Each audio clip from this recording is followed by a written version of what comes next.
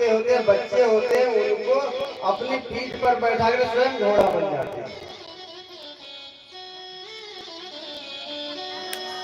तो आप भी हमारे लिए घोड़ा बन जाइए।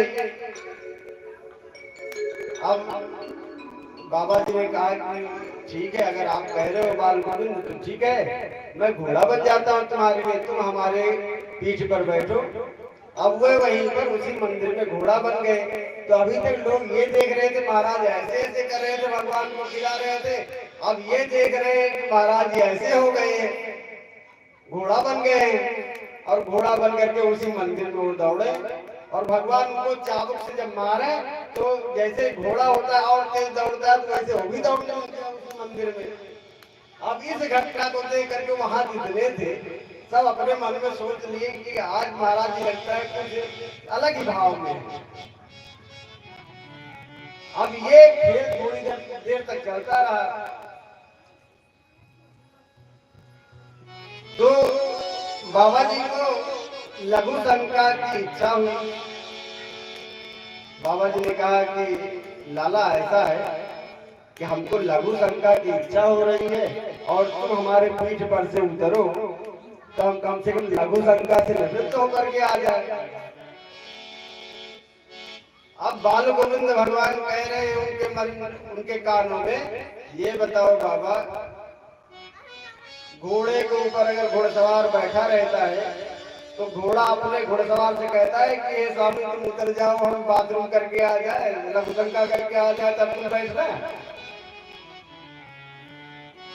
आप यही बताओ, ऐसा कोई कहता है? ऐसा आज तक घोड़ा आपने देखा है?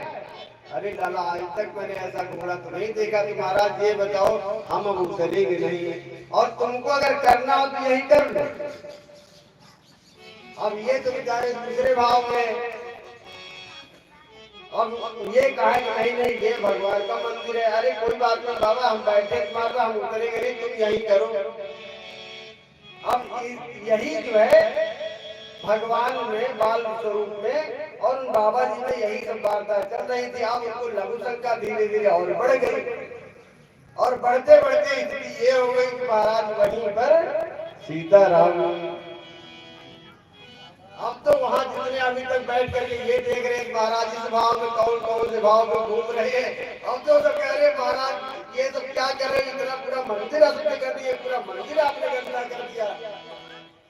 अब तुरंत उनको महाराज जी को टांग पकड़े, दो लोग हाथ पकड़े, इनको बाहर निकालो, मंदिर साफ करो, गंगा जल छिड़को, सब कुछ तो हो गया। अब इनको विचार को ले आकर के जो है रोड पर कर दिया, आज के बाद तुम मंदिर में बताना, तुम्हें यहाँ भोजन प्रसाद नहीं मिलेगा। बताओ यही स्थिति है तुम्हारी, ऐसे तुम बाबा बनोगे, मंदिर में रह करके मंदिर को गंदा करोगे। अब मंदिर के जितने पुजारी थे, जितने संत थे, वो सब ऐसे डांटने लगे।